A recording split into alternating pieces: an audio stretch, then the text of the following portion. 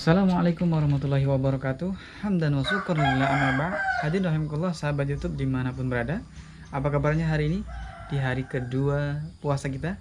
Semoga dalam keadaan sehat dan tentunya dalam lindungan Allah SWT. Amin ya rabbal alamin. Baik, kita akan melanjutkan tausiah atau kultum kita. Sebelumnya kita sudah pernah membahas tentang keutamaan Ramadan.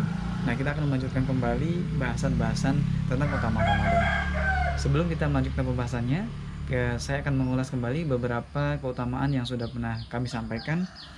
Keutamaan yang pertama adalah amal mulia yang pahalanya akan dibalas langsung dari Allah SWT. Jadi puasa itu spesial pahalanya karena Allah yang akan langsung membalasnya.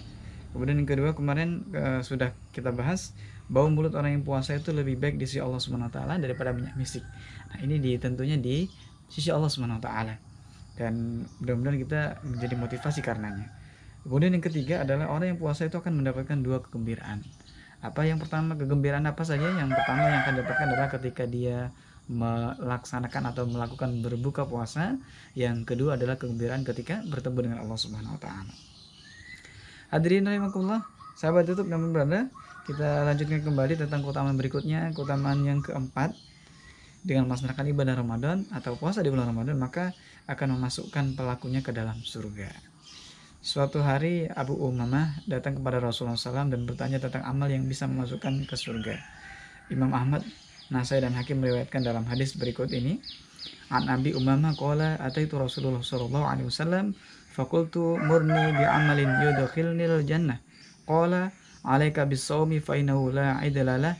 Thumma ataituhu tsaniyah faqala alaika bis-shiyam. Dari Abu Umamah berkata, saya datang kepada Rasulullah SAW, maka saya berkata, perintahkan kepada saya dengan sebuah amal yang dapat memasukkan saya ke dalam surga. Rasulullah menjawab, berpuasalah, sesungguhnya tiada tandingan baginya.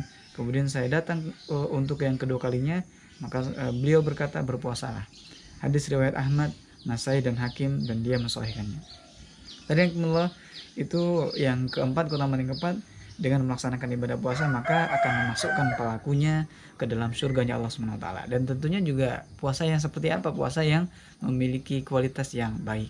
Nah, kita juga harus menjaga dari hal-hal yang bukan hanya membatalkan puasa, tapi membatalkan pahala puasa. Karena biasanya membatalkan pahala puasa itu bersifat samar-samar. Dan kalau itu dilaksanakan atau dikerjakan oleh seorang muslim, maka boleh jadi nilai puasa kita yang seharusnya nilainya 100 di sisi Allah itu akan berkurang nilainya. Kenapa? Karena kelalaian atau kesalahan-kesalahan, dosa-dosa bukan membatalkan puasanya, tapi membatalkan pahalanya yang akan mengurangi sedikit demi sedikit. Hadirin rahimakumullah, sahabat YouTube, kita lanjutkan ke keutamaan berikutnya. Keutamaan yang kelima, puasa akan menjadi pemberi syafaat bagi pelakunya. Nah, di hari kiamat yang tidak lagi berguna apapun selain pertolongan Allah dan syafaat yang diizinkannya, betapa bahagianya seorang muslim mendapatkan syafaat yang diakibatkan karena telah melakukan ibadah puasa dan membaca Al-Quran. Nah, hal ini tentunya didasarkan oleh sabda Rasulullah SAW, sabda as-siyamu wal Qur'anu yasfa'ani lil 'abdi yaumal qiyamah. Puasa dan Al-Quran itu akan memberikan syafaat bagi seorang hamba di hari kiamat. Hadis riwayat Ahmad dan Hakim. Nah, antara puasa dengan Al-Quran tentunya Ramadan sudah tidak asing lagi ya. Karena ketika memang seseorang sebelumnya jarang bertilawah, jarang membaca Al-Quran, maka ketika hadirnya bulan suci Ramadan, mereka beramai-ramai kemudian membaca Al-Quran. Kalau kita sebelumnya mungkin tidak terdengar di rumah-rumah warga, rumah-rumah penduduk, masyarakat bertilawah, tapi kalau ketika Ramadan hadir, biasanya kita mendengar ada lantunan-lantunan ayat-ayat suci Al-Quran yang dibacakan di setiap rumah. Dan bagi yang melakukan demikian berarti yang bersangkutan sudah memahami tentang kaidah ini. Ketika bulan Ramadan dengan membaca Al-Quran, maka akan dilipat gandakan pahalanya.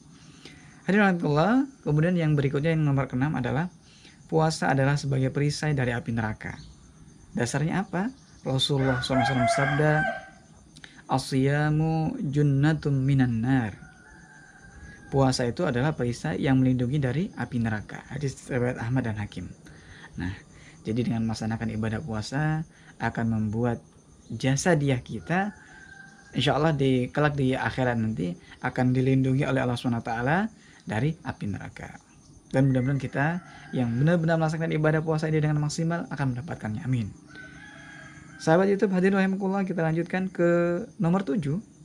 Keutamaan yang nomor 7 adalah puasa sehari di jalan Allah itu menjauhkan pelakunya dari neraka sejauh 70 musim.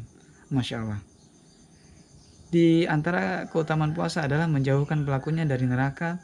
Satu hari puasa setara dengan penambahan jarak sejauh 70 musim dari neraka. Man shoma yauman fi sabilillah ba'dallahu wajahahu 'anil nar sab'ina kharifa. Barang siapa yang melakukan puasa satu hari di jalan Allah dalam melakukan ketaatan kepada Allah, maka Allah akan menjauhkannya dari neraka sejauh perjalanan 70 tahun. Masya Allah. Tentunya ini di Indonesia hanya ada 2 musim ya, musim kemarau dan musim hujan. Kalau musim kemarau dan musim hujan itu dilalui dalam 1 tahun, ini 70 tahun. Masya Allah, berarti satu kali puasa dikali 70 tahun. Sedangkan ibadah puasa Ramadan biasanya berlangsung antara 29 sampai dengan 30 hari. Kita kalikan, maka Masya Allah, berapa kali Allah jauhkan kita dari neraka jahanam, dari neraka. Allah alam sahab. Demikian tentang keutamaan Ramadan. Akan kita bahas keutamaan berikutnya pada video-video yang akan datang. Demikian, assalamualaikum warahmatullahi wabarakatuh.